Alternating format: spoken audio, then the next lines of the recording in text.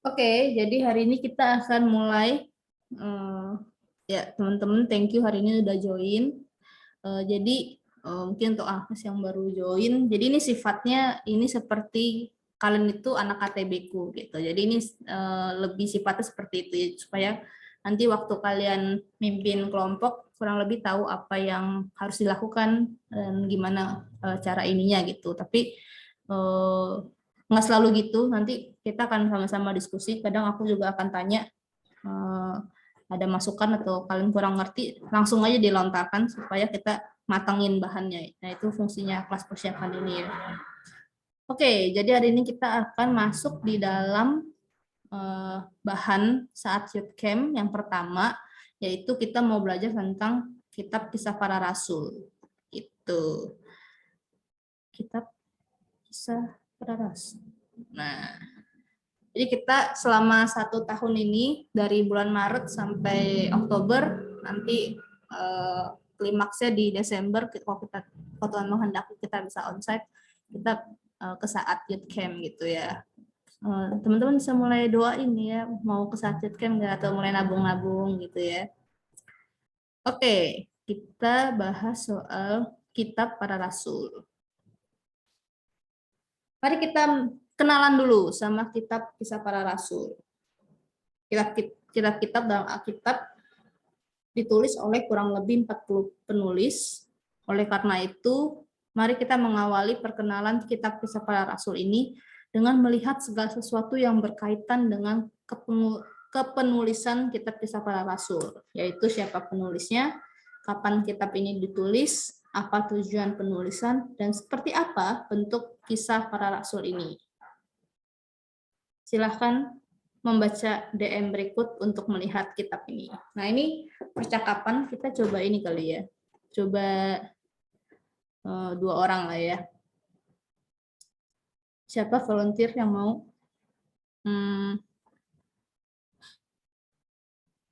Jenny dah. Jenny sama Jul. Aku baca yang mana? Pilih. Cepat-cepat ya dapat. Yang putih yang ini. Yang tanya atau yang jawab? Kanan saya. Jul yang ini. Jul yang kanan ya. Oke. Ya udah aku yang kiri. Karena aku bebas. Monggo. Oke, berarti menghadap ya. Siapa sih yang menuliskan kitab Kisah Para Rasul?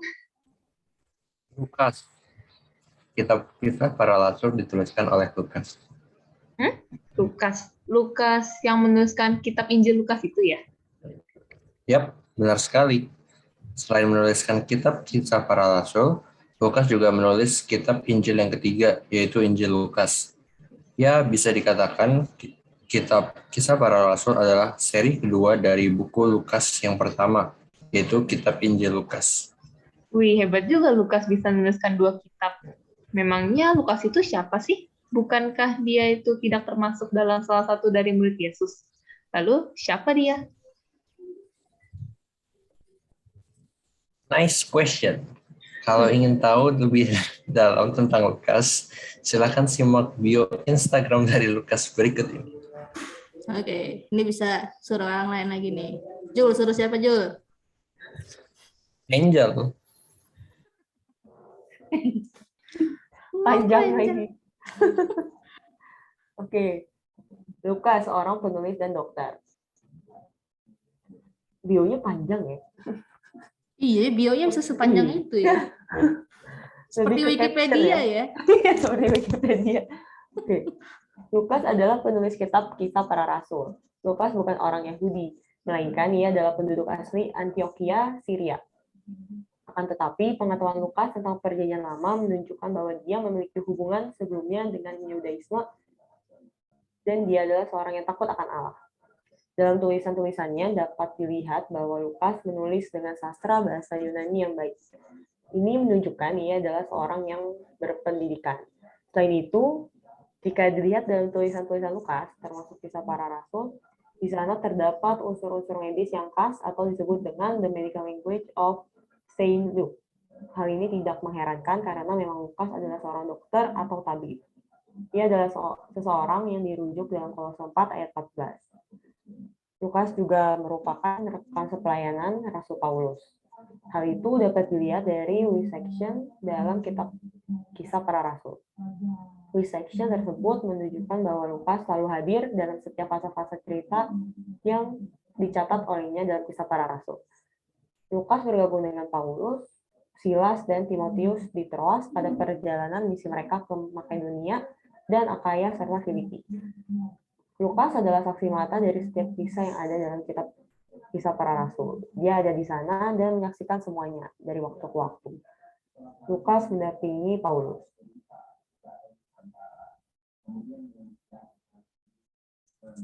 Ini lanjutkan.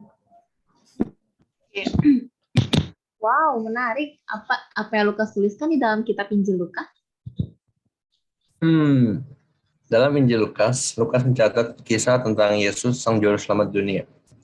Berita yang disampaikan Lukas dalam Injilnya adalah tentang kabar baik khususnya kepada orang-orang non-Yahudi, orang-orang yang termarginalkan, orang-orang yang tidak dianggap. Bagi Lukas, kisah tentang Yesus bukan hanya sekedar sejarah kuno, tetapi Lukas ingin menunjukkan bagaimana kisah Yesus ini merupakan penggenapan dari kisah panjang tentang perjanjian antara Yesus dan sisi dunia. Oleh karena itu, Lukas menyelidiki segala peristiwa itu dengan seksama dari asal mulanya, dan kemudian ia membukukannya dengan teratur. Bahkan ia tidak hanya sekedar menyelidiki dan menuliskannya saja, tetapi ia juga turut mengambil bagian dalam kisah ini. Khususnya dalam kitab Kisah Para Rasul, Lukas ikut bersama dengan Paulus dalam perjalanan misinya.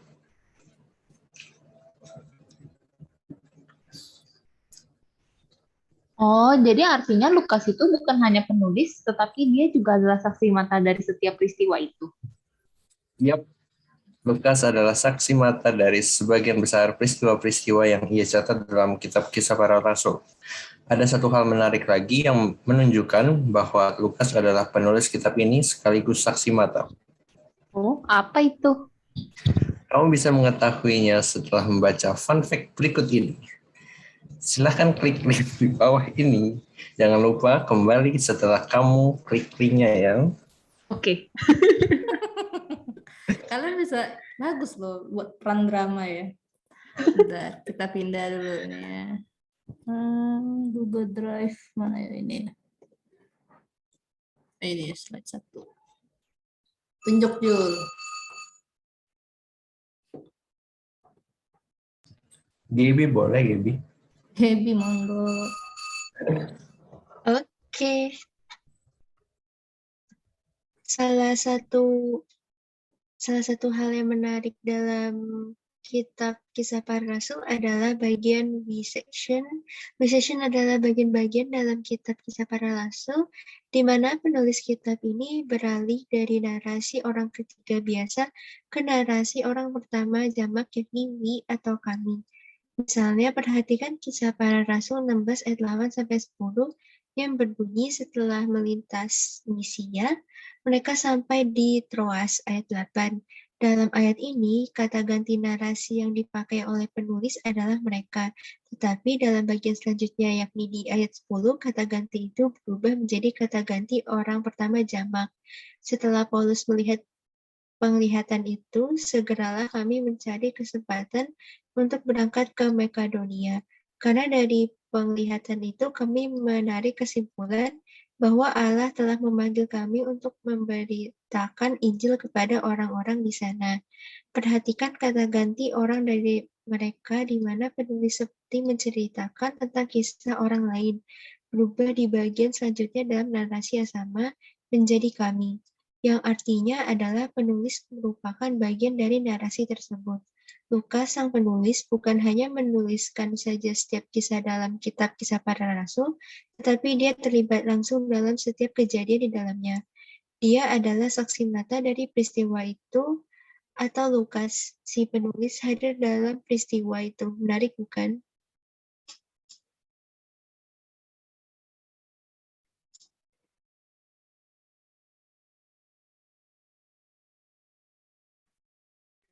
Ini aku lanjut lagi kah atau gimana?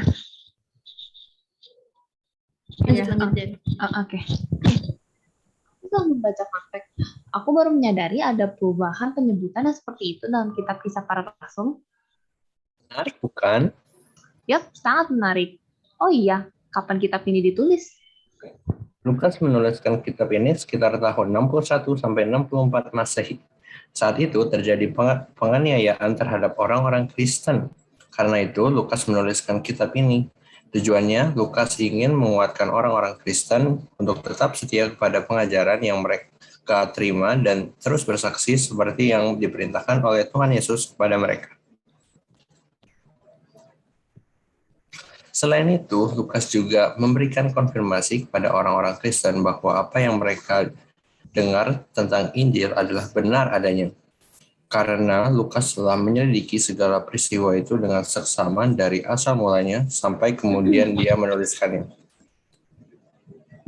I see. Jadi Lukas mencoba memberitahu pembacanya bahwa apa yang mereka baca itu adalah kejadian real yang benar-benar terjadi. Yap, itu sesuai dengan genre kitab ini, yaitu genre sejarah. Genre? Apa itu? Aku hanya mengenal istilah genre dalam film atau musik. Kitab Kisah Para Rasul juga punya genrenya. Yoi, baru tahu ya. Aduh, yuk cari tahu lebih dalam tentang genre kitab Kisah Para Rasul. Materi berikutnya akan kamu pelajari melalui podcast. So, silakan simak podcast berikut ini.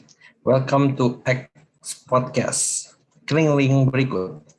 Oh ya, selama menonton video X Podcast ini nanti, kamu bisa catat hal-hal menarik atau hal-hal baru yang kamu ketahui ya.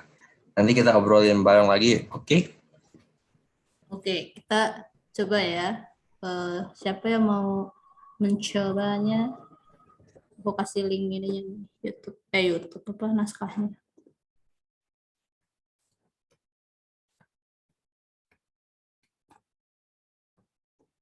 Aku sebelum ya tadi ya. Aku saja. Aku sama aku deh.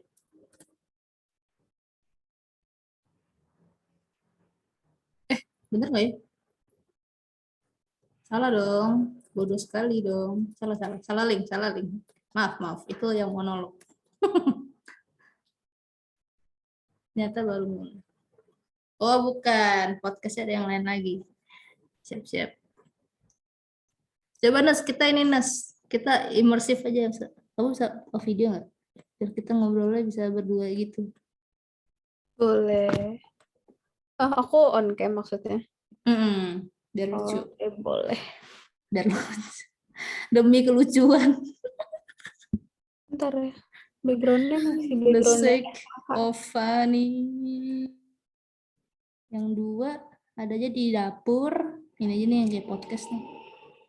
Kafe. Ini pasti. Oh iya, lupa buka. Siapa? Lucu banget sumpah.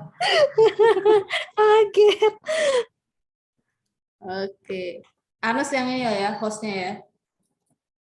Oh iya, boleh. Linknya mana sih? Loh, itu Oh, tadi udah ada yang kedua ya. yang terakhir. Aku Iya. baru lihat. Mana nih?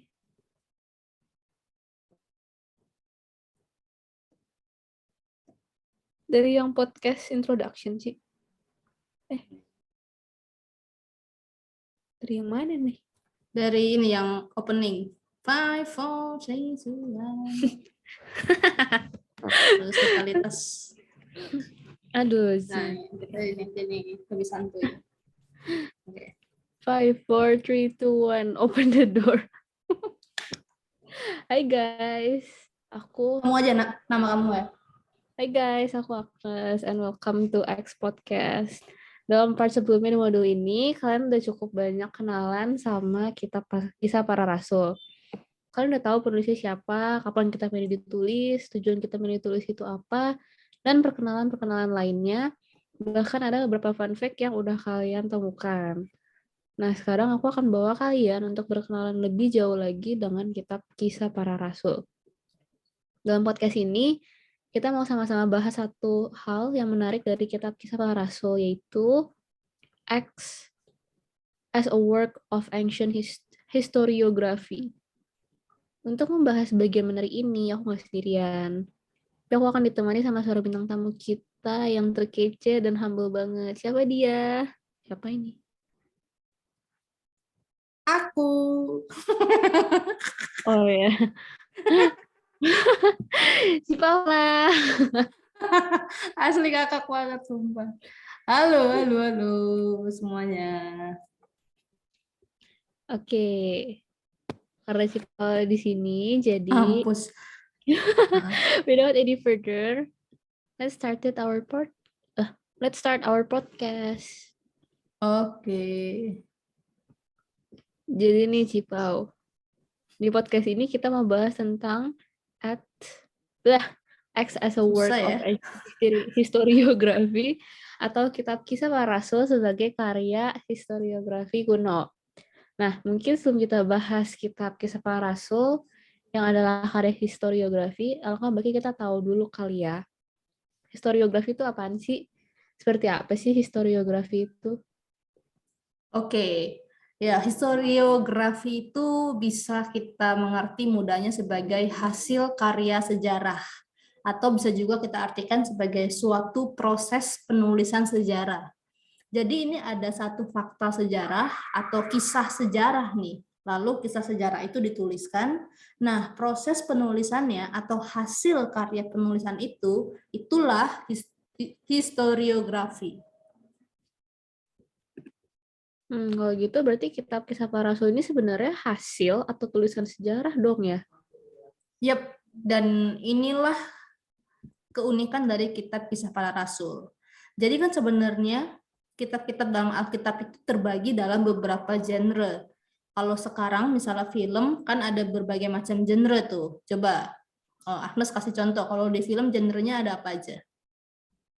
Horor, Benar. romance, action. Oke. Ya, jadi ada bermacam-macam ya. Nah, kitab-kitab dalam Alkitab itu juga ada berbagai macam genre. Misalnya genre puisi itu kitab Mazmur, terus genre nubuatan itu ada kitab Yesaya. Genre surat, tahu nggak Agnes apa? Kitab apa? Kitab Roma, Galatia, Efesus. Iya, benar. Nah, kitab Kisah Para Rasul itu genrenya histori atau kitab sejarah. Kenapa kitab ini disebut kitab sejarah? Jawabannya simple. Karena segala sesuatu yang terjadi di situ adalah real, benar-benar terjadi, bukan karangan, bukan cerita fiksi, bukan dongeng, mitos, tapi this is a true story that really happened at that time.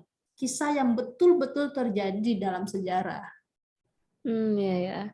Jadi ya emang kisah para rasul Tuhan Yesus itu, bahkan kisah tentang Yesus sendiri juga ditulis sama Lukas dalam Injil Lukas, itu benar-benar nyata dan itu terjadi dalam sejarah gitu ya. Iya, dan itu berarti Jesus is real. Dan bahkan bukan hanya itu saja, orang-orang yang pada masa itu yang dicatat dalam kitab Kisah Para Rasul yang kayak pemimpin atau raja-rajanya lah misalnya, itu fakta dan mereka benar-benar ada. Seperti Herodes, Raja Agripa dan Bernike, wali negeri Felix, Festus. Mereka kan nama-nama yang muncul tuh di kitab Kisah Para Rasul. Mereka itu orang-orang nyata dan mereka betul-betul hidup di dalam sejarah. Nggak percaya? Coba search deh. Googling. Ada nggak tuh Raja Agripa dan sebagainya gitu. Coba ya aku googling Raja Agripa dan Bernike. Ayo guys, kalian googling juga. Nggak usah googling beneran ya, Ci. Iya. Iya benar, ini ada loh. Agripa I merupakan penguasa Yudea, cucu dari Herodes Agung, dan anak dari Aristobulus IV dan Bernike. Nama aslinya adalah Marcus Julius Agrippa, dan ia adalah raja yang disebut Herodes dalam Kisah Para Rasul 12, Herodes. Iya kan, bener kan ada ya. Jadi memang semua yang dituliskan itu adalah kejadian-kejadian yang benar-benar terjadi, dan kejadian-kejadian yang benar-benar terjadi itu ditulis sama Lukas dalam kitab Kisah Para Rasul ini. Dan karena itulah kitab ini kita sebut sebagai kitab sejarah. Sejarah tentang apa? Tentang gereja, bagaimana gereja mula-mula itu terbentuk, dan lain sebagainya. di mana semua ini fakta dan benar-benar terjadi. Sekali lagi, the story is real. Dan karena itu patut untuk kita percaya. Dan bahkan ini juga sejalan dengan tujuan Lukas menuliskan kitab ini gitu ya. Teman-teman sebelumnya udah membaca juga bahwa Lukas menuliskan kitab-kitab ini, baik Injil Lukas maupun Kisah Para Rasul, tujuannya adalah supaya pembacanya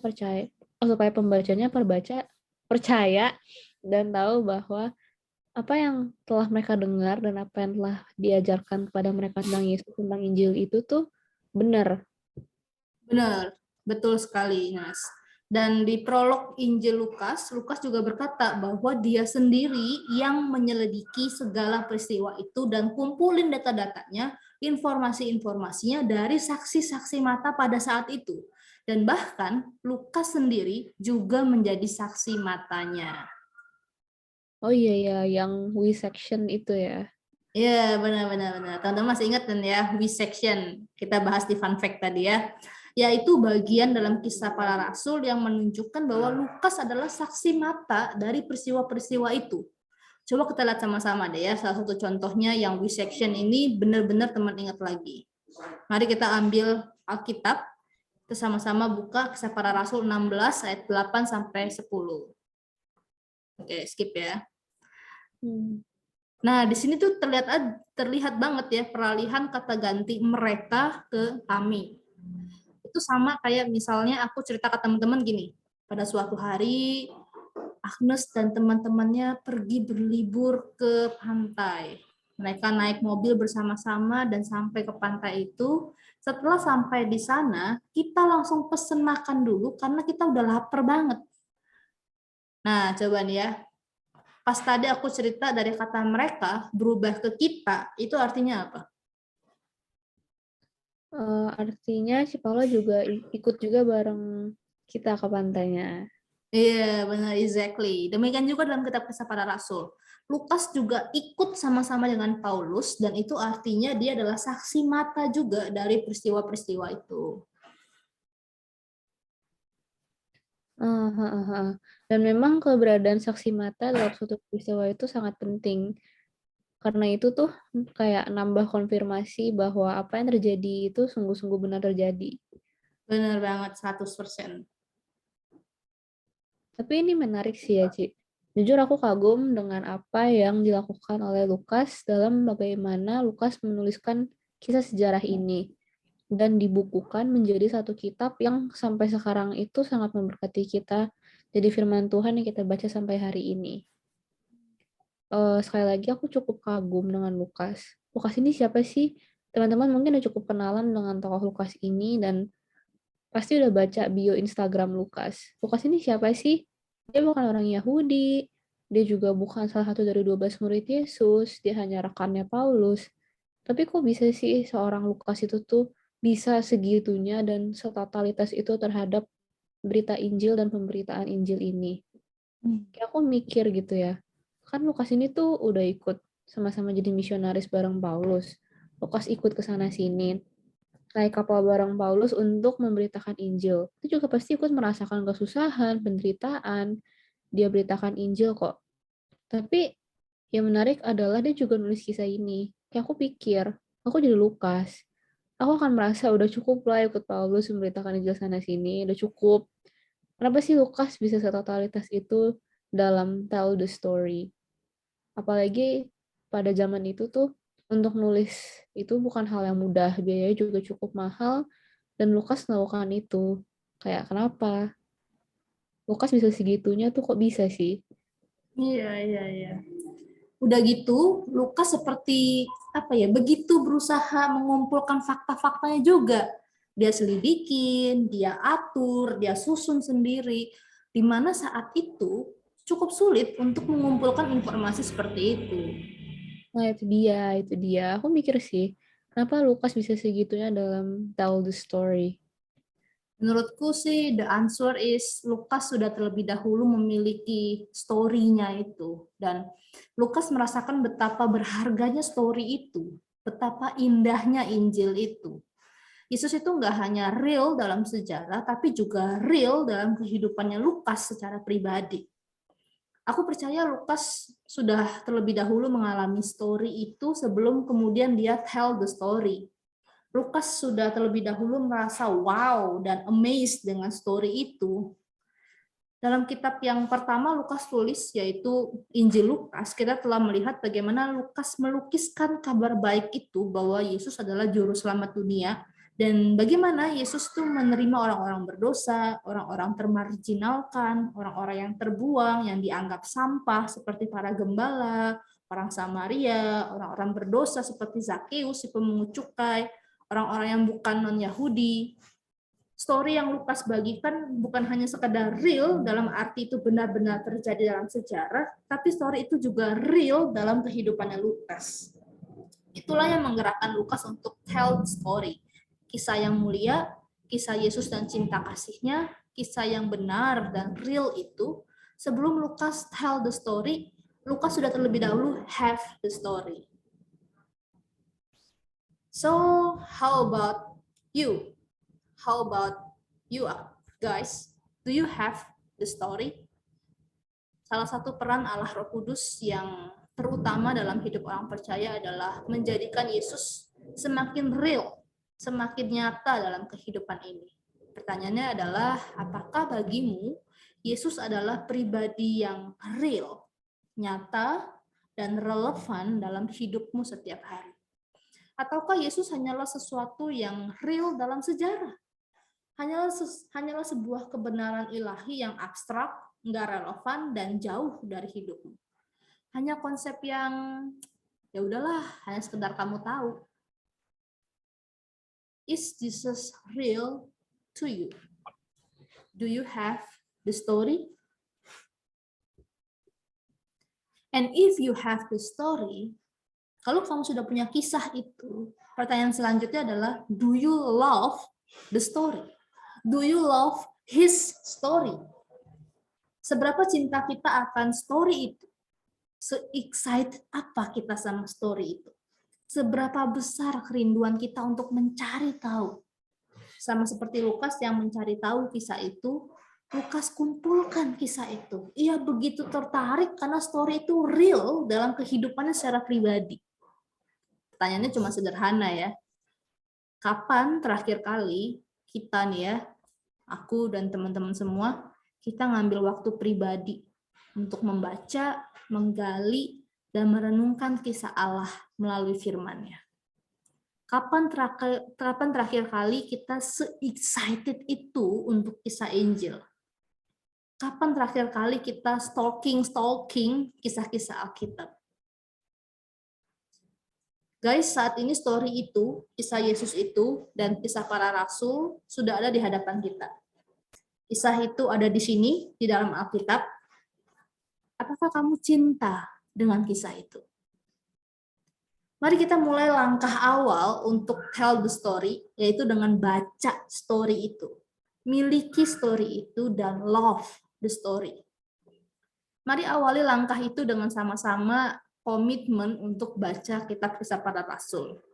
Gali kitab ini, renungkan kitab ini. Yuk sama-sama dalam komunitas orang percaya, teman-teman bersama kelompok dan fasilitator dan semua peserta yang ikut SYC, maukah kamu ambil satu komitmen untuk tell the story dengan langkah awal? Read the story, have the story, and love the story. Biarlah kisah Yesus yang real itu, yang sungguh-sungguh terjadi dalam sejarah itu, boleh sungguh-sungguh terjadi juga di dalam kehidupan kita. Mari kita sama-sama ambil komitmen itu. Oke teman-teman, kita akan ambil waktu sebentar untuk merenungkan pertanyaan-pertanyaan tadi. Dan karena saat ini kita udah ada di akhir dari podcast kita, mungkin Ci Paula bisa memberikan closing statement untuk merangkum seluruh pembahasan kita sepanjang podcast ini. Oke, thank you. Closing statement-nya adalah Jesus is real, the story is real. And if you want to tell the story, you must have the story. You must love the story. So you can start by reading the story. Wow, sekali lagi thank you Ci Paula untuk pembahasannya yang sangat menarik tentang acts as a work of an ancient historiography. Pada satu part menarik yang bisa kita bahas bersama. Dan thank you juga udah kasih reminder untuk kita semua tentang langkah awal bagaimana kita belajar untuk tell the story. Satu closing statement yang sangat powerful.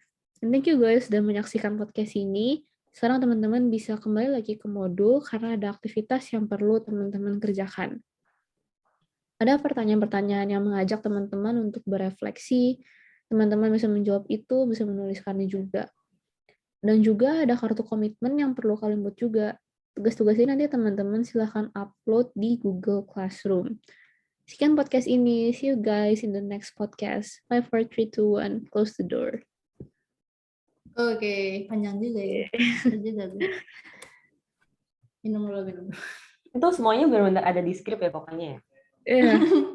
Tapi kayaknya ya, kalau podcast yang nggak ada skrip ya, pusing lu. Nih aku share nih kalau kalian mau lihat. Aplikasi. Apa iya panjang banget. Berapa paling 10-15 menit ya tadi kayaknya? Maybe ya 10-15 menit ya. Ya, 15 menit lah. Tapi bagus sih. Bagus Bagus. bahasannya. Pas kita KTB kayaknya harus dikasih juga di skripnya. Susah kalau nggak. Oh gitu ya. Berat. Menurutku lumayan berat sih. Ya kok kalau denger doang kayaknya aku bisa ngambang doang gitu loh. Soalnya mereka kasih teks-teks atau apa ya biar. Iya, kecuali podcastnya dia ada PPT-nya atau apa gitu ya. Iya sih bisa bengong juga ya. Tadi yang denger pada agak lost gitu gak? Iya, tadi kalian gimana? Kalau aku sih awal-awal agak masih benar-benar apa sih namanya mencerna banget, tapi makin lama makin tahu poinnya kemana, jadi lebih mudah dicerna. Awal masih soal historiografinya itu ya. Iya, sekarang di awal kan juga udah disinggung kan sama percakapan chat itu, jadi udah mulai kebangun gitu, udah mulai kecerna. Iya, benar-benar. Awalnya pas aku nyusun ini aku mikir kenapa diulang-ulang mulu ya, soalnya kayak di bio terus nanti pasti percakapannya tuh yang di DM-nya itu ada lagi bahas gitu. Kayak, iya sih. Kok kayak overlap gitu loh pasti podcastnya juga, tapi pas aku pikir pas abis kamu ngomong gini ya kita kayak jadi makin lama makin paham gitu karena diulang-ulang terus ya. Iya, biar ditanemin di otak gitu. Iya, dari nggak tahu kenapa diulang-ulang pas ini oh ya. Jadi satu. Iya, betul. Jadi satu langsung. Oke. Berarti nanti tuh ini yang kayak ini notes untuk editor kan ya ada nih, kayak di part ini munculin screen record gitu pas bimbing Agripa. Berarti nanti pas sama KTB itu dilakuin. Oh, itu kan di podcast ya, Bro. Podcastnya nanti muncul tuh search Google search-nya. Itu kan naskah. Nanti kita dapetnya videonya. Oh, aku kira aku akan mengsimulasikan podcast ini sama anak aku. Enggak. Nanti ada videonya. Makanya tadi Agnes bilang kalau kita nonton video doang kayak bisa lost gitu. Oh, oke. Ntar lihat dulu di videonya gimana. Kayak habis khotbah gue. Kayak tadi tuh ada penekanan segini-gini jadi capek gitu jiwanya. Aduh, kayak all out ya. Iya, jadi kayak ini loh, aduh, capek. Ini rasanya khotbah ya. Iya kan, soalnya kan kayak menjiwai masuk ini terus kayak do you love the story kayak gitu kan. Itu kan main perasaan gitu. Gue kayak habis khotbah ya. Langsung. Oke. Jadi itu ininya. Wah, ada hal-hal baru yang aku baru tahu. Ini aku tambahin sendiri. Jadi dia awalnya kita ada kayaknya kita nggak perlu sampai break kayak gitu. Jadi ini aku tambahin. Dia aku masih loading. Oh iya, sebentar. Ya, Ci, masih hitam, Ci. Oke. Sinyal aku atau laptop aku udah nggak tahu dah. Suka dia dan kawan-kawannya. Oke, ini udah kelihatan? Udah. Oke, jadi ini bagian ini aku tambahin sendiri. Jadi dia harusnya ada break gitu, tapi aku ganti gitu. Nah, jadi kita akan bahas jadi supaya nggak berlalu gitu aja. Jadi sebenarnya habis ini ada aktivitasnya.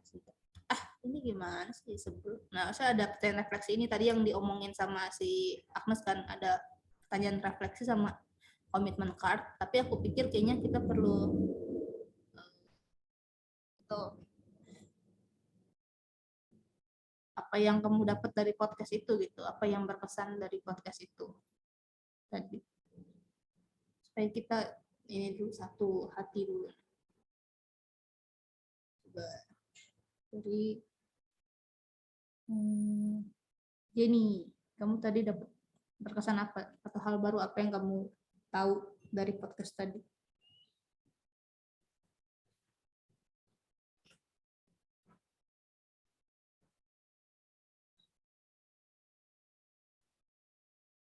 Oke. Gaby deh, Gap.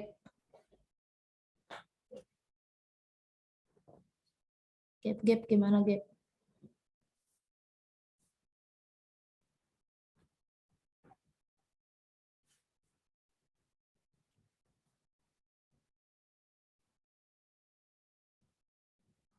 Ini pada sinyal lagi unstable semua. Di sini nggak hujan loh, kok panas di sini kelihatan. Tadi hujan gede banget, Ci, sore. Oh, ini cuman gluduk-gluduk ya dong, cuma gelap-gelap ya dong. Oh, tadi Hujan. gede banget sih. Di Jakarta udah hujan gede ya. Aku lagi di rumah. Polis. Oke dah. Angel dah, dapat apa Angel? Hal baru apa yang kamu pelajari? Ini sih yang ternyata Lukas itu berdedikasi itu, berkomitmen itu, yang dia kan ada bantuin si Paulus juga, tapi dia juga bisa ngerjain ya nulis gini kan, ya katanya kan ada ditekenin kalau nulis itu mahal, nulis itu belum semudah sekarang. Berarti aku nggak bisa bayangin sih betapa dia secinta itu sama Tuhan, sudah merasakan hal itu. Berarti ya emang senyata itu, sebaik itu, sehebat itu Tuhan gitu. Dari kisahnya Lukas.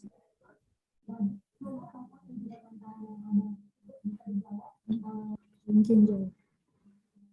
Kalau Agnes sendiri dapat apa Agnes?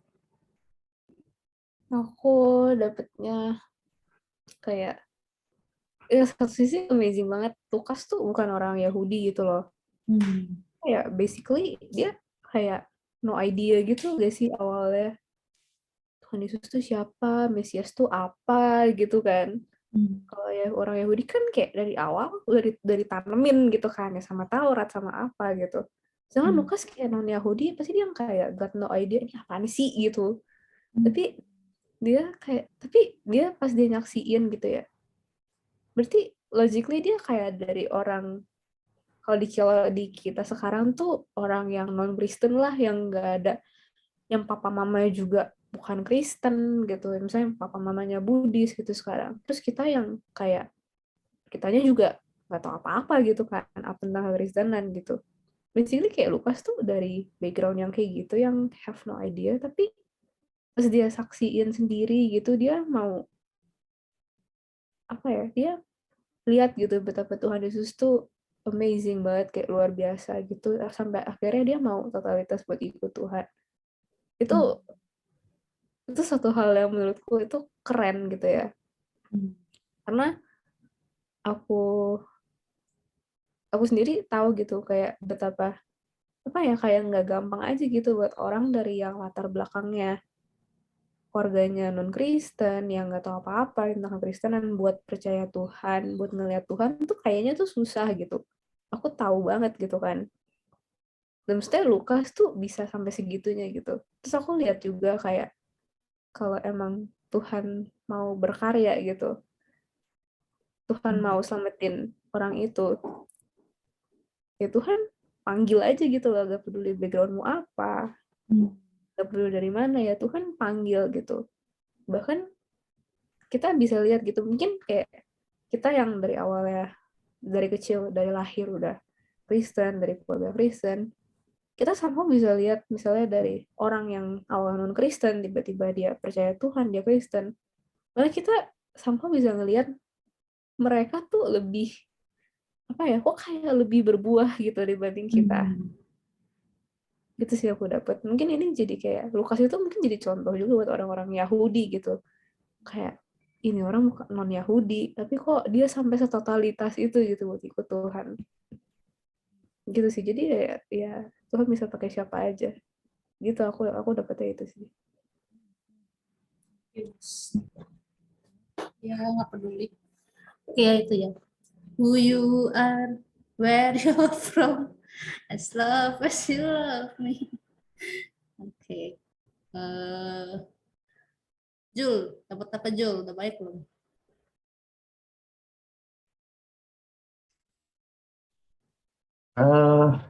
Kalau aku mungkin ya menariknya dari cerita di kisah para rasulnya sih, Kim. Jadi kayak bahwa ya kisah para rasul ini ada di kehidupan nyata kita gitu kan. Ada sejarah-sejarahnya dan ada buktinya juga gitu kan, ada Google-nya juga tadi. Mungkin ya kadang-kadang kan ya cerita Alkitab itu kan adanya kayak mujizat atau apa gitu, karena itu kan ya mungkin aja banyak orang nggak percaya gitu, misalnya kayak orang yang belum percaya Tuhan, mungkin aja mereka nggak percaya gitu kan. Tapi ya menurut aku dari kisah para rasul ini mungkin ya kita bisa lebih tertarik sih gitu kan baca kitab ini gitu kan. Soalnya kan ya cerita yang ada di kitab ini ya benar-benar terjadi gitu. Ada buktinya juga dan ya itu mungkin lebih menarik gitu untuk dibaca ya, untuk awal dibaca gitu misalnya. Ya mungkin itu ya dari aku kayak gitu sih. Ya. Good. Thank you, Jul. Jenny, how about you? Udah jauh bisa. Aku sih mungkin lebih ngeliatnya itu sih kayak apa yang udah di-mention beberapa gitu, kayak betapa dia kayak sangat berdedikasi kan untuk kayak nulis ceritanya apalagi dengan kayak ceritanya mungkin susah, terus dia juga bukan seseorang yang mungkin udah kenal Tuhan, beda sama yang kayak orang Yahudi gitu, tapi dia kan kayak sangat berdedikasi untuk menceritakan soal kisah Tuhan gitu, dan mungkin itu nunjukin kayak sebagaimana dia sangat mencintai Tuhan gitu dan kisahnya, jadi dia kayak pengen ngasih tahu kita seperti yang dibilang kayak tell the story gitu sih kalau menurut aku. Gap, ada nggak di situ? Ada. Gimana kamu lewat apa Gap? Kenapa sih? Kamu dapat apa dari podcast tadi yang berkesan buat kamu? Yang berkesan aku kayak dapet banyak hal yang baru sih, tapi entah kenapa aku ngerasa kayak terlalu panjang. Podcastnya? Yes, emang podcast pasti panjang sih, cuman kayak agak. Tapi bagusnya kayak menambah kayak sesuatu yang baru. Betul. Nanti podcastnya juga mau dibuat kayak Zoom kayak tadi atau kayak gimana? Ada videonya. Oh, udah dikasih. Iya, udah dikasih. Nanti si VB sama Ko Budi ya tadi harusnya. Aku juga nggak tahu Budi siapa ya. Budi yang mana ya? Soalnya di saat terlalu banyak nama Budi. Iya gitu. Nanti dikasihnya videonya sih. Kita nggak tahu juga berapa menit gitunya. Jadi kamu dapat apa Gap tadi dari podcast itu yang hal baru yang berkesan buat kamu? Aku bengong. Tadi bilangnya aku dapat banyak hal yang baru. Iya sih kayak apa ya, dapat kayak hal-hal baru sih, kayak tadi kan Yang apa ya? Yang kisah para rasul ya? Tahu. Iya, yang itu. Lucu banget sih. Udah dapat pajakan baru tapi bengong gimana sih? Siapa yang bengongnya gitu kan? Saya kayak, oh ngomong, oh kayak gini, oh oke. Maksudnya bukan bengong kosong, tapi amazed gitu Makin ya. Oh gitu. Jadi nggak ada, udah. Mhm. Oke, thank you. Kalau aku, iya, aku yang paling berkesan buat aku soal itu ya, gimana Lukas itu bisa menceritakan kisah itu gitu ya dengan ya dia love dulu the story gitu. Ya itu menurut aku itu dorongan yang besar ya. Maksudnya kalau kita nggak suka akan sesuatu kita pasti ya males banget gitu ngerjainnya kan. Misalnya kalau teman-teman nggak suka mata pelajaran apa kan kita juga males buat belajar gitu atau nggak suka sama gurunya. Kalau aku pribadi ya kalau aku nggak suka sama gurunya tuh itu mempengaruhi aku jadi nggak suka sama pelajarannya kayak gitulah. Tapi kalau untuk sesuatu yang kita suka, kita love gitu, itu tuh kan ya tanpa disuruh, walaupun banyak tantangan, walaupun banyak halangan, kita tuh itu tuh sesuatu yang ngedrive kita untuk ya itu untuk ngumpulin gitu. Itu tadi aku terberkati itu ya gimana Lukas tuh ngumpulin data itu, dia bukan hanya ngumpulin tapi dia selidikin, dia tanya-tanyain ke saksi-saksi matanya, dan bahkan dia susun secara runut kayak gitu. Itu menurut aku keren sih Lukas, benar-benar he loves the story, so dengan mudahnya dia tells the story gitu. Nah, ya itu mungkin jadi refleksi aku juga ya seberapa aku love the story gitu untuk ya love his story gitu ya, his the Bible story. Sehingga dengan mudahnya, dengan willingness-nya ya aku bisa tell the story gitu. Itu yang tadi berkesan buat aku sih. Oke, kita sekarang masuk ke pertanyaan ininya ya. Pertanyaan refleksi. Yang tadi yang pertanyaan pertama tadi yang si itu juga udah ngomong ya di gestarnya, do you have the story? Kamu telah mengetahui bahwa kisah Injil itu adalah kisah yang real terjadi dalam sejarah. But is Jesus real to you? Apakah Yesus dan kisahnya yang real di masa lalu itu juga real dalam hidupmu secara pribadi? Apakah kamu mengalami dan memiliki kisah itu secara pribadi dalam hidupmu? Atau kisah itu hanya menjadi sebuah fakta dan kebenaran ilahi yang abstrak dan tidak relevan denganmu? Nanti teman-teman langsung jawab dua-duanya aja ya. If you have the story, do you love the story? Do you love his story? Seberapa cinta dan seberapa berharga Injil itu di dalam kehidupanmu secara pribadi? Seberapa besar kerinduan kamu untuk stalking the story? Kapan terakhir kali kamu ambil waktu pribadi untuk membaca, menggali, dan merenungkan kisah Allah melalui firman-Nya? Kita jawabnya langsung ini aja ya, langsung do you have? Kalau have, do you love? Do you love? Dan kapan terakhir kayak gini ya.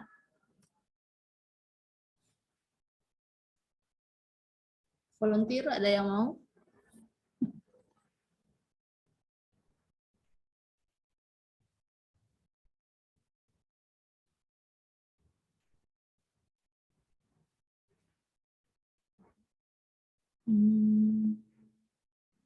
Jul deh. Gimana Jul? Kamu Jul?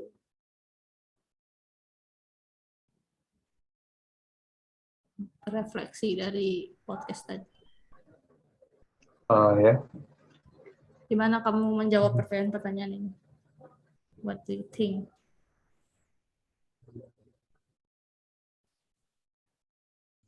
The story-nya itu aku masih bingung sebenarnya itu. Maksudnya itu kayak kita lebih kita mengetahui ceritanya gitu atau bagaimana? Jadi kalau dari podcast tadi dia do you have the story itu lebih ke soal ini ya. Kamu merasa memiliki nggak sih cerita-cerita itu gitu? Soalnya kan Yesus itu real dalam sejarah, dia beneran hadir. Nah, apakah Yesus itu ya hanya cuman kebenaran sejarah, tapi nggak pernah kamu alamin, kamu nggak pernah berjumpa dengan Yesus, kamu nggak sesuatu yang nggak relevan Yesus itu gitu, atau kamu udah merasa bahwa Yesus itu real dalam sejarah dan real dalam hidupku gitu. Do you have the story? Jadi lebih situ. Ya, mungkin yang Jesus real to you ya menurut aku dari secara pribadi sih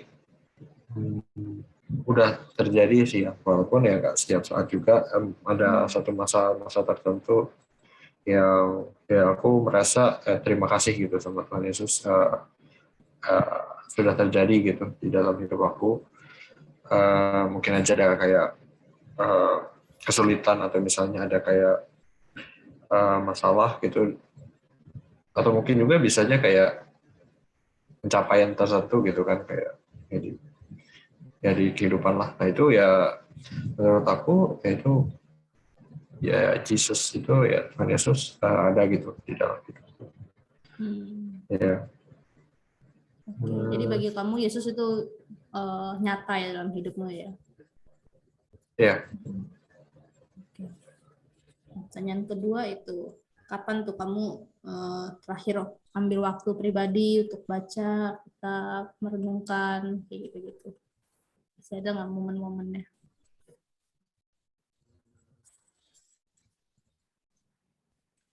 Nah, kalau yang ini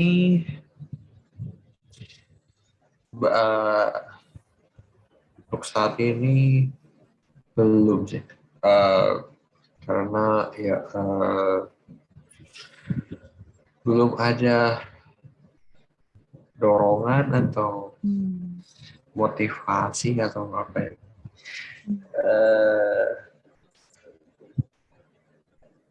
Belum ada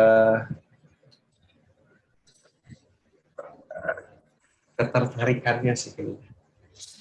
Ya, mungkin ya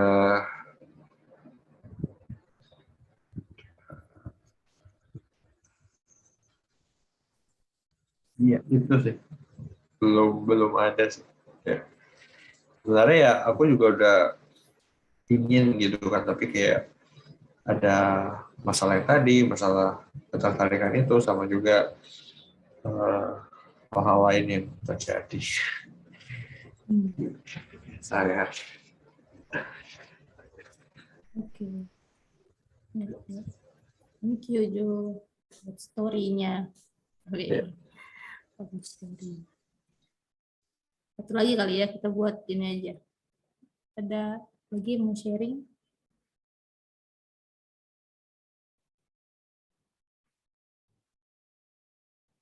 Jul aja lah, tunjuk Jul. Males aku nunjuk. Sama yang nunjuk. Silahkan Jul. Tunjuk siapa Jul, pilih siapa. Agnes, aku, Gaby, Angel, atau Jenny? Jadi boleh. Jenny. Teman berbincang. Mencetak. Iya. Aku hampir ketawa jujur pas di situ beberapa kali. Kena lucu. Iya lo hebat lo, kalian udah kayak ini juga, kayak ngobrol berdua juga keren. Mana Jen? How about you? Kalau aku have the story, mungkin aku bisa bilang iya sih, karena aku kayak ada beberapa titik di mana aku kayak bisa mungkin benar-benar ngerasain gitu sih kehadiran Tuhan gitu. Jadi buat aku kayak I have the story gitu. Dan apa buat aku kayak Jesus is real gitu loh. Mungkin gitu sih buat aku. Oke, nyata dalam hidupmu. Terus yang kedua gimana? Oh, kalau you have story, dia look the story, history. Mungkin untuk kayak saat ini aku masih cukup rutin sih untuk kayak apa ambil waktu ke pribadi, mungkin baca renungan gitu. Biasa malam sih kayak sebelum tidur gitu. Baca renungan, mungkin ngerenungin gitu kalau masih belum bisa tidur. Lumayan gitu nungguin tidur. Kayak gitu sih kurang lebih. Gitu buat aku. Thank you. Apa sih kalau ketik nih? Oke. Nah, ya anggap aja kita udah semua lah ya. Nah itu nih makanya bayang kalau 3 chapter nggak selesai gitu. Ini aja udah 1 jam lebih kita. Tadi kita 19:10 tadi kayaknya mulainya. Jadi udah 1 jam. Oke. Nah selanjutnya kita akan bikin e-commitment. Nah, cuman ini belum ada, ini ya masih kosong, masih blank. Jadi aku masih nggak tahu kayak apa. Cuman aku baca di Word-nya itu, di yang fasilitator bilang ini kayak kartu mana tadi? Peserta membuat aktivitas dengan menuliskan kartu komitmen online. Di dalamnya mereka berkomitmen untuk memulai langkah awal I love to tell the story dengan membaca kitab Kisah Para Rasul. Jadi kayaknya itu ya maybe semacam kayak absensi gimana gitu ya, Kisah Para Rasul kayak gitu. Jadi kayak besok lah kita baru bisa tahu ya kayak gimana ikon ininya e-card-nya ini. Oke, jadi nanti kalian ngisi ini e-card-nya. Tapi nanti kita lihat ya kayak gimana, apakah cocok atau yang apa juga sih ya kita isi. Terus mungkin nanti bisa di-share ke grup gitu atau dijadiin satu Google Drive. Nah, itu kita bisa juga tuh kayak gitu ya. Teman-teman nanti upload ke sini ya semuanya ya biar kita sama-sama ya komitmen bareng gitu. Jadi bukan ya ini kan ya itulah gunanya KTB ya, kita berjalan bersama gitu. Kalau bertumbuh sendiri-sendiri ya udah gitu, nggak saling peduli ya, tapi kita mau bertumbuh bareng, mau jalan bareng, jadinya ya kalau bisa komitmennya bareng, terus bisa saling ingetin juga gitu. Oke, nah ini chapter pertama. Nah ini kita masuk ke chapter kedua ya. Nah, menurut kalian atau kita perlu break dulu kali ya? Kita break dulu 5 menit atau gimana kali ya? Capek juga sih. Ya entah pas prakteknya kayaknya break dulu sih. Bisa kita break dulu 5 menit lah ya, coba berdiri gitu misalnya. Kalau prakteknya iya. Kalau sekarang terserah. Sekarang lanjut aja. Lanjut aja sekarang ya. Udah selesai. Oke, kita masuk chapter keduanya ya.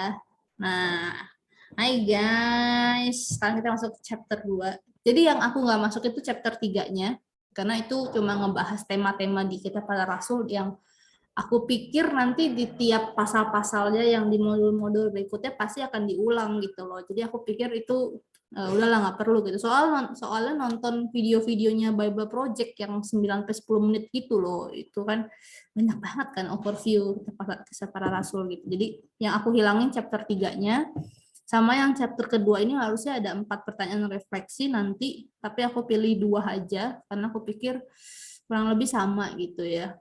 Kayaknya nggak tahu nih nyusun kok aku ngerasa suka overlap gitu loh isi-isinya. Ya, terlalu berlebihan gitu. Oke. Nah, di sini seru sih. kenapa? Bible Project seru gak sih? Ya aku nggak tahu sih, yang Kisah Para Rasul nggak pernah lihat. Itu ada 2 video. Jadi kan pasal 1 sampai 14 terus 15 sampai 28. Jadi satu videonya aja 10 menit, Mas. Oh, ya kelamaan sih. Panjang, iya. Jadi aku Iya. panjang juga ini nonton 20 menit sendiri gitu. Takutnya ngeblank. Ya sebenarnya bagus itu kita jadi lihat ya ininya gimana satu keutuhan satu kitabnya kan ya. Atau maybe itu kita bisa mulai di pertemuan depan kali ya nonton itu. Jadinya lebih nyambung karena kan kita mau mulai pasal 1 sampai 4 gitu. Poinnya kan kita masih pengantar gitu lah ya. Iya, bisa. Nanti kita saling ingetin. Oke, so guys, kita masuk chapter 2 dari modul pertama ini. Dari chapter sebelumnya kita udah lihat kitab Kisah Para Rasul itu kitab sejarah ditulis oleh Lukas. Artinya setiap peristiwa itu terjadi di dalamnya merupakan real, terjadi secara nyata. Nah, karena itu chapter kedua ini kita akan diajak melihat dunia di balik kitab Kisah Para Rasul. Kamu akan bertemu dengan seorang tentara Romawi yang hadir dari masa lalu, yakni dari abad pertama, zaman Kekaisaran Romawi. Dia akan memperkenalkan kepadamu seperti apa dunia pada zaman itu. Are you ready? Ready? Klik list. Nah, ini masih naskah juga. Jadi ini monolog ya. Aku ini aja lah ya. Kayaknya nggak usah dibacain, ini panjang. Lelah saya juga. Nah, ini monolog ini. Tadi aku malah share yang ini nggak siap. Nama aku Sabinus, bisa dijadi Sabi, bisa yuk bisa. Nah dia Sabinus ini adalah tentara Romawi orang Romawi di zaman abad pertama yang menjadi Kristen. Nah, jadi di sini dia menceritakan gimana pengalamannya menjadi orang Kristen di zaman mula-mula. Kristen di zaman abad pertama. Oke, terus dia mau jelasin dulu Kekaisaran Romawi itu seperti apa sih? Kekaisaran Romawi itu yang sangat berjaya pada masa itu. Nggak bisa dibandingin dengan US, Jepang, Korsel, karena memang Romawi itu menguasai banyak daerah, sampai Eropa, sampai Asia. Jadi waktu itu besar sekali Romawi itu. Nah, setelah itu Romawi ini dipimpin gubernur bupati gitu ya, Pontius Pilatus. Pernah dengar kan? Nah, dia sangat wali negeri dari keromawian ya. Banyak kerajaan yang besar dan sebagainya. Ini perkenalan kota Romawi. Kaisar Agustus, kaisar yang pertama, mendatangkan punya slogan gitu ya, dengan Pax Romana. Jadi kita yang penting harus damai. Pokoknya nggak boleh ada ribut-ribut. Yang penting harus damai semuanya ya. Oke. Misalkan dalam hal memeluk agama, Romawi itu bebasin aja semuanya mau milih apa, mau nyembah yang mana. Yang penting damai. Pokoknya nggak boleh ribut. Makanya orang-orang Yahudi tuh ya, pas mereka suka ribut-ribut itu tuh menyusahkan Romawian gitu ya. Karena mereka maunya damai aja gitu, nggak mau ribut-ribut. Sedangkan mereka mau salibin Tuhan Yesus. Oke. Aku review aja lah ya. Nah, sekarang kita lihat kondisi kekristenan. Jadi kekristenan awal ya di abad pertama, waktu di zaman Kekaisaran Romawi. Bagi orang Romawi pada saat itu kekristenan itu aneh. Karena punya cara hidup yang sangat berbeda dengan cara hidup orang-orang pada waktu itu. Kurang lebih sama seperti agama Yahudi, tapi bukan agama Yahudi juga. Orang Kristen menolak menyembah dewa-dewa lain, bahkan menolak untuk menyembah kaisar. Padahal waktu itu salah satu kaisar itu ini ya, menganggap dirinya sebagai Tuhan. Jadi dia tuh harus dihormati. Nah, mungkin kalian tanya bagaimana sih ceritanya aku seorang Romawi tapi bisa menerima Kristus. Dia cerita tentang dirinya, tentang kekristenan, bagaimana mereka satu disebut Injil, kisah percaya mereka sangat berapi-api dengan kisah seorang yang bernama Yesus, tengah kondisi saat itu di mana jalan transportasi sudah maju, penggunaan bahasa Yahudi sebagai bahasa internasional Kekaisaran Romawi, membawa kekristenan dengan sangat pesat tersebar di seluruh Kekaisaran Romawi. Dan ini keren banget. Rasul itu memberitakan Injil satu dengan semangat yang luar biasa, mengumandangkan itu sampai ke ujung bumi, dan orang Kristen itu kesana kemari gitu ya, sangat masif gitu ya. Pemberitaan Injil ini dimudahkan dengan kemajuan Romawi pada waktu itu, khususnya lewat jalur transportasi dan penggunaan bahasa Yunani. Jadi kayak bahasa internasionalnya gitu ya, bahasa Yunani itu waktu itu. Nah, tapi mereka orang-orang Kristen itu dapat tekanan dari orang-orang Yahudi. Gitu. Bagi agama Yahudi, kekristenan itu agama sesat.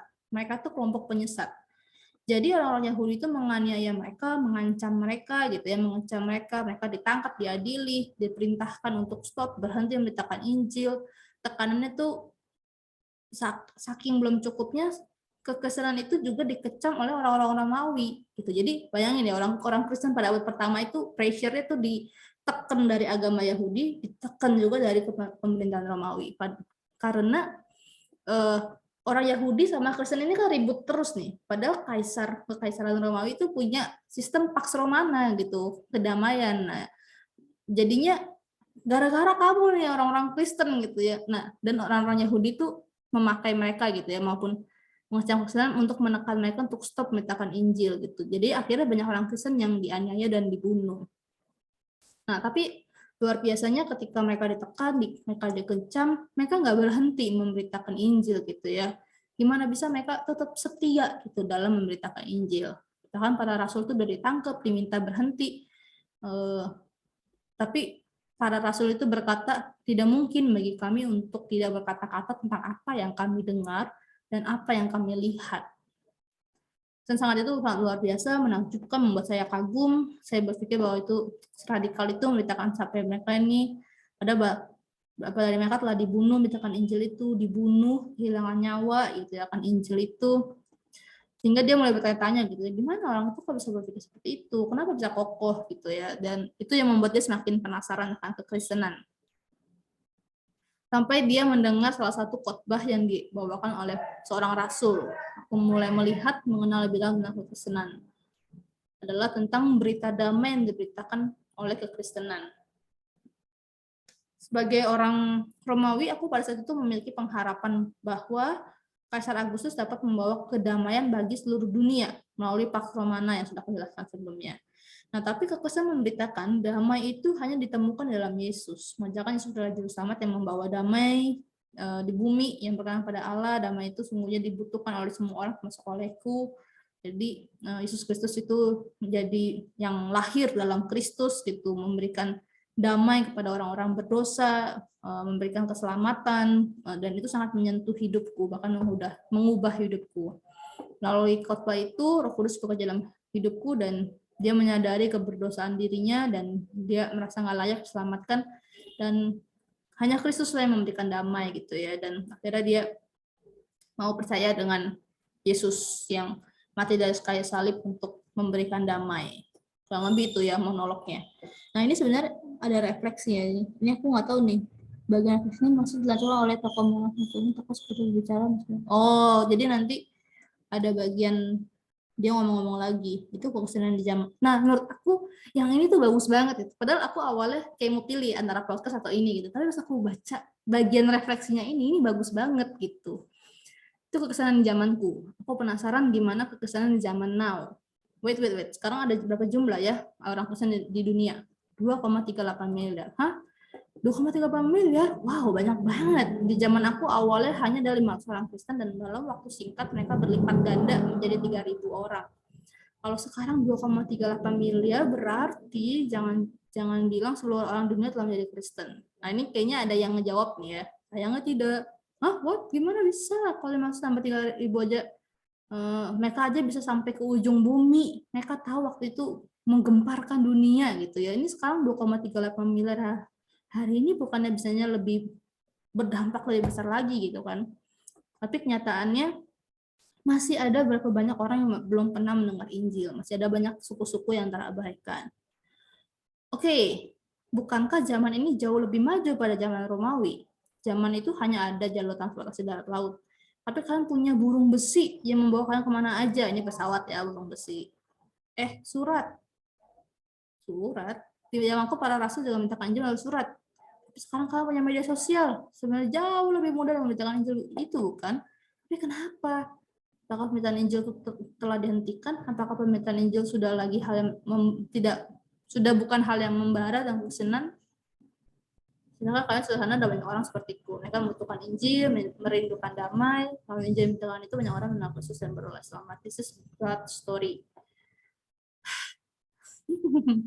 Allah adalah tokoh utama dalam Injil dan itu tetap berperan aktif menyebarkan Injil dan banyak orang di dalamnya. Story ini masih berjalan sampai hari ini, banyak perjanjian sampai hari ini juga. Dia mengundang kamu untuk ambil bagian untuk tell the story. Nah, kamu tertarik untuk ambil bagian ini? Oh, harusnya tadi aku di sini ya. Capek. Oke, ditulis dengan ini. What's wrong with Christianity today? Di mana murid-murid Kristus yang harusnya tell the story? How about you? What's wrong with you? Jadi aku bagian ini bagus gitu, kayak sayang gitu untuk gak di ini gitu ya. Oke, kita langsung lihat. Semoga kalian tidak bengong. Kita masuk ke ininya ya. Nah, setelah nonton ini kita lihat ini. Siapa deh gantian membaca? Angel dah. Oke. Ketika memberitakan Injil, orang-orang dikit ragu tadi. Ketika memberitakan Injil, orang-orang Kristen di abad pertama mengalami berbagai macam tantangan, baik dari orang Yahudi maupun orang-orang Romawi. Mereka dikecam, diperintahkan untuk berhenti memberitakan Injil, bahkan di antara mereka ada yang dibunuh. Di zaman now ini dalam pemberitaan Injil, orang-orang Kristen pun berhadapan dengan tantangan-tantangan yang harus mereka hadapi. Ada begitu banyak tantangan dalam pemberitaan Injil, dan tantangan-tantangan itu juga dapat datang dari dirimu sendiri. Renungkan dan pikirkanlah apa yang menjadi tantanganmu dalam memberitakan Injil. Apa yang menjadi ketakutanmu dan keraguanmu dalam memberitakan Injil. Tuliskanlah ketakutan dan keraguanmu itu. Angel deh pimpin sekali. Suruh siapa Oh yang ini sharing kita ya. Iya, sharing. Oke. Harusnya Silakan. ceritakan lah ya. Aku Ceritakan. ganti deh. Iya. Ceritakanlah ketakutan. Ini Soalnya kan ini bisa lebih bisa Cipawa edit ya? Aku mengubah PDF itu menjadi JPEG, menjadi Oh, Word. iya. Oh iya. Aku otak-atik Convert dari ya. tadi supaya sesuai dengan ini. Oke. Ini siapa ceritakan ya. Ceritakanlah ketakutan. Oke.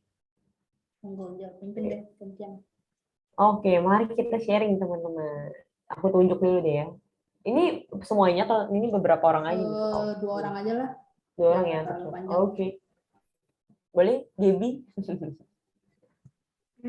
Menurut aku mungkin kayak kalau tantangannya itu kayak momen yang kurang tepat sih. Jadi kayak tiap kali agak bingung gitu. Kalau ngelihat kayak ini tepat gak ya? Tapi itu pun bisa ragu juga gitu. Itu sih. Berarti Ada ketakutan nggak? Iya. Takut. Maaf. Takut. Nggak apa-apa. Takut ini sih kalau momen yang gak tepat juga itu kan pasti mereka nggak apa ya ngomongnya nggak tertarik gitu. Respon mereka ya bikin takut juga mungkin. Yes. Oke. Terima kasih, Gaby. Sama sih. Oke. Kalau Agnes? Kalau aku ya, kalau di aku yang paling relate itu takut menyinggung. Karena kekristenan itu apa sih, bisa dibilang apa ya, kayak radikal gitu. Maksudnya radikalnya tapi bukan yang barbar gitu, enggak. Tapi maksudnya kan kalau di kita jalan jalan keselamatan kan cuma pada Yesus Kristus gitu ya. Tapi kan maksudnya agama itu udah cuma satu gitu kan, ada banyak gitu. Jadi kalau misalnya kita mau ngomong iya kalau mau selamat kita ikut Kristus gitu. Terus keselamatan itu tuh anugerah, bukan dengan perbuatan baik, tapi itu anugerah dari Tuhan aja gitu kan. Sedangkan konsep dunia itu kan ya udah yang penting gue berbuat baik aja, sering amal, beri, kayak gitu-gitu. Dan itu ya maksudnya ya kita sebagai orang Kristen pun harus berbuat baik, tapi keselamatan itu anugerah Allah gitu kan. Murni anugerah. Kadang kalau ini yang menurutku tuh agak susah gitu. Susahnya karena kita harus ngomongnya tuh apa sih, kayak harus pinter ngomong gitu loh. Kalau langsung straightforward ngomong kayak gitu, dia tersinggung, apaan kok lu maksa banget gitu kan kesannya, kok lu maksa banget segala macem gitu. Dan akhirnya jadi batu sandungan juga gitu loh menurutku. Kalau kayak apa ya, dia jadi langsung ngecap aja gitu, orang Kristen tuh kayak gini tahu, dan mau dulu temenan sama orang Kristen kayak gitu loh. Serba salahnya ya kayak gitu sih. Iya, benar sih. Iya. Nah, berarti Cipau ini dari keraguan-keraguan kita ini, apakah selanjutnya ada ini solusinya gitu? Atau cara gitu biar nggak takut? Ada ininya sih, next-nya. Jadi ada 2 ya. Oke, ini aku lanjut baca nih. Sebenarnya kalau cara sih kayaknya belum ya. Kayaknya dia lebih ke untuk love the story dulu. Ya itu balik lagi kayak tadi si Lukas itu ya, how to tell ya, ada love-nya dulu. Tapi aku menjawab masih soal kita gimana soal kan kekristenan itu klaimnya tuh jangan keselamatan cuma satu gitu ya. Nah sebenarnya itu sesuatu yang masuk akal gitu. Karena kebenaran itu tuh bersifatnya eksklusif. Sebuah kebenaran itu pasti bersifat eksklusif. Misalnya nih ya, kita aku sama Agnes ngegambarin, kita punya teman namanya Angelin Limbajaya. Iya, aku juga kenal Angelin Limbajaya. Coba kita ini ya gambarin, yang rambutnya panjang bukan? Enggak, rambutnya pendek. oh jangan udah potong rambut nih, yang putih-putih gitu kan? Enggak, coklat-coklat gitu kok, pendek juga. Enggak kok kayak salah. Nah itu kan berarti tetap aja dong, pasti ada satu yang benar gitu loh, nggak mungkin dua-duanya benar, nggak mungkin. Oke, berarti Angel Limbajaya versinya Paula adalah kulitnya coklat, terus rambutnya pendek kayak gitu. Tapi aku ngeklaim Angel yang sama, itu kan nggak mungkin gitu. Jadi ya itulah ya, sebuah kebenaran itu pasti bersifat eksklusif gitu, nggak mungkin semuanya benar gitu, pasti ya hanya ada satu yang benar gitu. Kayak misalnya penjumlahan juga 1+1 2 gitu ya, nggak ada jawaban lain gitu selain 2 gitu, nggak ada pilihan yang lain, itu pasti iya, dan nggak semua orang mau dengar gitu. Benar-benar, makanya kita ya itulah. Ini aku pikir-pikir ya bagus juga nih kan, kita tahun ini kalau kisah palsu tentang tell the story kayak boleh juga tuh ya, nanti seminarnya Martu, Gap, titip ke Nisol, kita bahas how to friendship evangelism gitu, misalnya gimana kita memulai percakapan gitu, gimana kita membuka percakapan, kita ajak ya itu kan, itu pasti ada teorinya sih, itu pasti ada prakteknya. Aku dulu juga belajar II kan, belajar apa, evangelism explosion gitu, gimana mulai percakapan dengan bertanya gitu kan. Kamu kalau hari ini misalnya nih ya, hari ini meninggal gitu ya, kira-kira kamu yakin nggak masuk surga? Jadi kayak ada awal-awal ceritanya gitu lah. Itu pasti ada teorinya. Mungkin kita bisa belajar itu juga ya, seminar pelatihan. Misalnya 2 hari pelatihan kayak gitu. Iya boleh.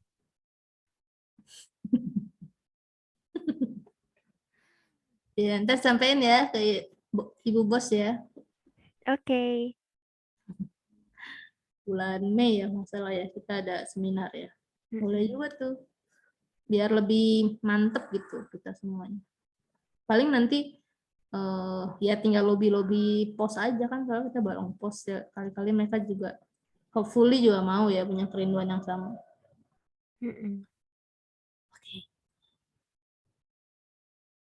Ya nih, Angel lanjut Jel, pimpin Jel. Kalau kamu mau suruh yang lain boleh ya, kan kamu pemimpin. Oke. Ada yang mau? Ada yang mau? Nanya dulu, nawarin. Ada yang mau? Oke. Ini aku lanjut dulu. Oke, tadi ada selanjutnya, nanti aku baru tunjuk. Oke, renunganlah. Di tengah begitu banyak tantangan yang dihadapi oleh para rasul ketika mereka memberitakan Injil, semangat untuk memberitakan Injil itu terus berkobar-kobar dalam diri mereka. Mereka telah dikecam untuk stop memberikan Injil, tetapi mereka berkata, kami tidak bisa tidak menceritakan apa yang telah kami lihat dan dengar. Para rasul memilih untuk taat kepada Allah yang mereka kasihi dan mereka memberitakan Injil itu, apapun yang terjadi dan apapun resiko yang harus mereka terima. Keberanian memberitakan Injil itu tidak lahir dari diri mereka sendiri, tapi dari Allah melalui karya Roh Kudus-Nya. Dalam kitab Kisah Para Rasul, dan akan dibahas di modul-modul berikutnya, kamu akan melihat bagaimana para rasul bersatu hati untuk berdoa meminta agar Allah memberikan mereka keberanian dalam memberitakan Injil. Allah yang menolong, menguatkan, dan menumbuhkan para rasul dalam pemberitaan Injil 2000 tahun yang lalu adalah Allah yang sama yang akan menolongmu hari ini. Oleh karena itu, bawalah ketakutan dan keraguan yang telah kamu tuliskan sebelumnya di dalam doa kepada Allah. Mintalah Allah memberikan kamu hati yang mau taat untuk love to tell the story. Serta mintalah Allah memberikan keberanian bagimu untuk tell the story. Oke, habis. Berarti ini juga ceritakan ya, yang kamu ini terakhir. ceritakan. Ya ini udah habis. Oke.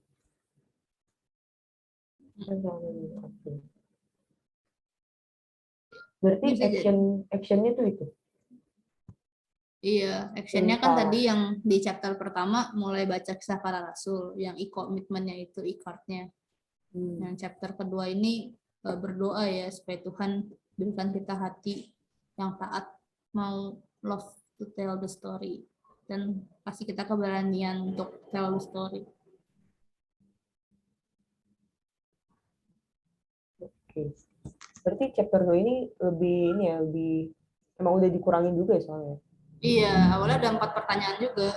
Cuman aku pikir, ya itulah panjang-panjang juga. Ya monolog tuh, iya sebenarnya monolognya tuh bagus, tapi awalnya intronya panjang banget ya, yang ngejelasin kerajaan Romawi itu seluas apa, sehebat apa. Itu panjang, Iya, itu nggak penting sih jujur. panjang Kalau kita banget. nanti kita cut sendiri. Benar-benar kita modif. Videonya dikat-kat. Dikat. Yang ini nggak Mantep. penting, yang ini. Langsung ke Kristen. Tapi benar sih. Benar juga ya. Maksudnya, ya langsung tentang keadaan ketertekanannya kekristenan dalam berita Injil ya. Itu yang lebih penting ya. Iya sih. Aku jadi ngeh pas kan ngomong gitu. Di 1,5 ya, di fast forward 1,5. Oh iya, di speed bener juga. 1,5 pas awal doang. Paling kayak dia jelasin yang Pax Romana, oke lah. Mm-mm. Itu relate. Tapi yang kayak, kalian tahu nggak Romawi sebesar apa? Itu bagian itu panjang banget sih. Iya. Oh, iya. Iya. Oke. Ya mungkin kalau mau ya kita cut aja sih, bisa. Atau kita share link baru lagi. Video kayak gitu. Kan udah minta izin. Udah. Sekali izin kita bebas. Nanti udah izin. Soalnya memang takutnya emang kepanjangan gitu kan. Ini aja kita udah 1,5 jam ya, 1,5 jam. Tapi belum discuss 5 orang, Pak. Nanti 10 orang lebih rame lagi. Iya. Sudah lebih sih itu kayaknya. Betul. Benar juga. Iya. Cuman gitu Nas, jadi nanti karena kamu pemimpin ya kayak gitu, kamu langsung tunjuk-tunjuk aja gitu. Jo, kamu baca sama Gaby gitu. Jadi, ya itulah privilege-nya pemimpin, kamu tunjuk-tunjuk aja, jangan sungkan gitu. Iya. Biar mereka juga terlibat kan, nggak cuma dengar doang.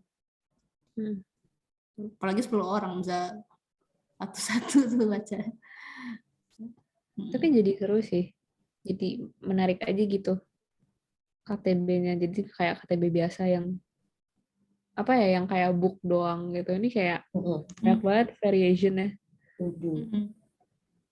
Benar. Ada podcast, ada ini. Menarik. Oke, kurang lebih itu. Teman-teman ada tambahan lagi masukan tadi, masukan soal mungkin kita bisa edit monolognya. Tapi untuk pertanyaan-pertanyaan refleksi apa? Kayaknya dia kalimat-kalimat itu panjang-panjang ya. Jadinya tuh ya itu sih. Kayaknya kalimatnya panjang-panjang gitu. Tapi ya oke lah ya. Tapi kalian gimana pertanyaan refleksi tadi? Cukup bisa dijawab atau membingungkan? Bisa sih. Iya, untuk itu sih sangat bisa dijawab karena cukup relate kan.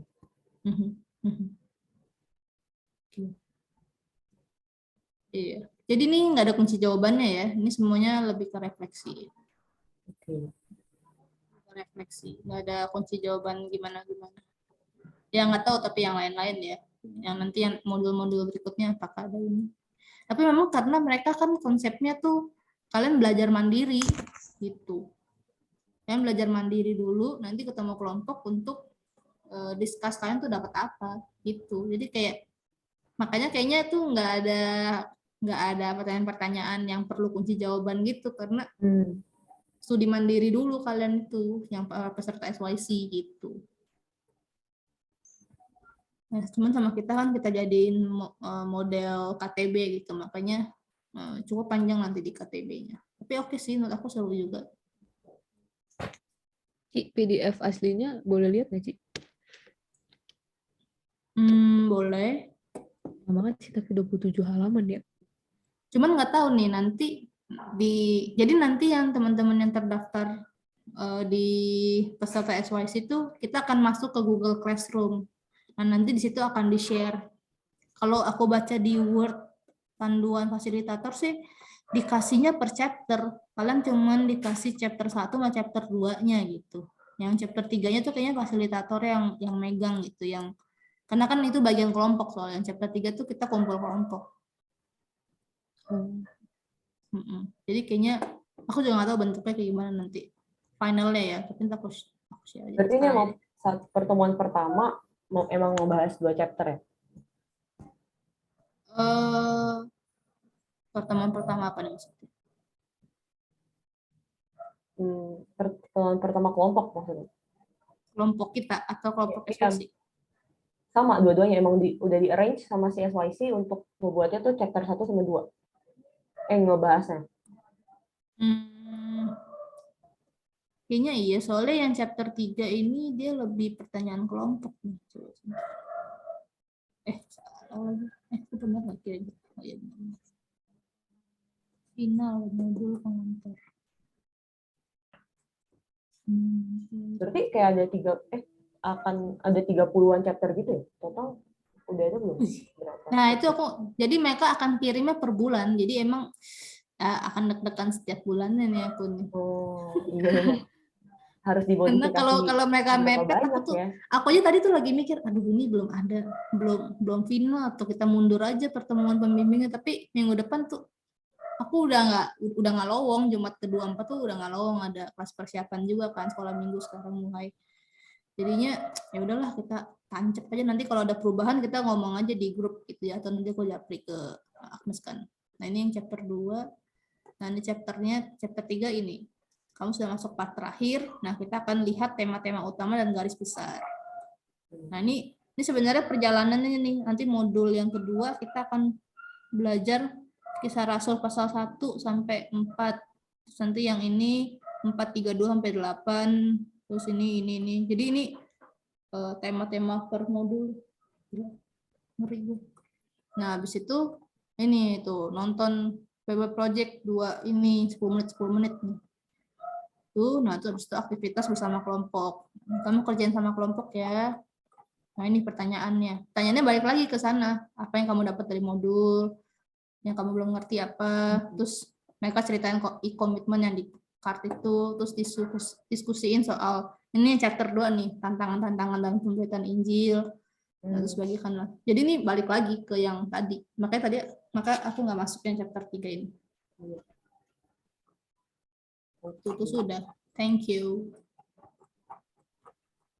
Gitu. Oke, boleh tambahin tuh, Ci. Yang ada gak sih yang ada yang bingung nggak gitu? Atau ini aja, kalian tanya aja di akhir. Gimana teman-teman? Ada yang masih bingung nggak? Ada yang mau ditanyain? Boleh. Nah, sekali lagi kalau teman-teman nanya itu jangan takut teman-teman nggak bisa jawab ya. Jadi kalau teman-teman nggak tahu, coba teman-teman yang lain ada yang bisa jawab nggak gitu. Jadi tapi kalau benar-benar sama sekali kalian nggak tahu gitu, ya bilang aja gitu. Teman-teman aku tanya Paula dulu ya, ntar aku janji pertemuan berikutnya aku kasih tahu jawabannya. Jadi jangan merasa takut gitu ya. Kita kan sama-sama belajar, sama-sama bertumbuh. Nggak ada yang lebih pintar. Aku juga ya aku karena aku sekolah Alkitab gitu kan, makanya aku tahu gitu kan. Cuma bedanya itu aja. Tapi aku nggak tahu bagaimana akuntansi, bagaimana psikologi gitu kan. Teman-teman lebih paham itulah. Oke. Maybe itu ada lagi teman-teman yang mau ditanyain soal modul pertama kita ini?